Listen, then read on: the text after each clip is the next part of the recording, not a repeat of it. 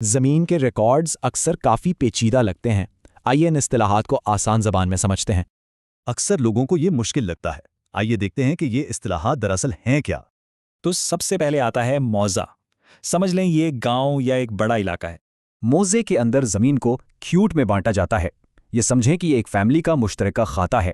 اچھا، تو اگر ایک ہی کھیت کے کئی مالکان ہو تو بس یہیں سے اگلی اصطلاح سامنے آتی ہے۔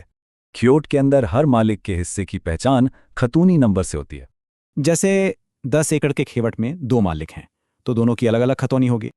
اور اب سب سے اہم چیز، زمین کے ہر پلاٹ کا اپنا ایک یونیک نمبر ہوتا ہے، یعنی خسرہ۔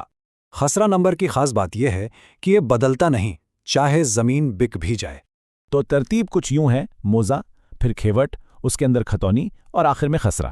اس سسٹم میں کچھ اور چیزیں بھی شامل ہیں، جیسے مساوی یعنی نقشہ اور جمع بندی اور گرداوری۔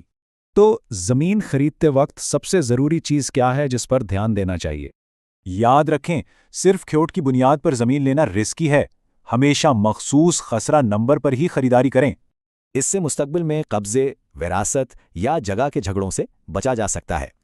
تو اب جب یہ بنیادی باتیں سمجھ آ گئی ہیں تو زمین کی ملکیت کا معاملہ کافی صاف ہو جاتا ہے۔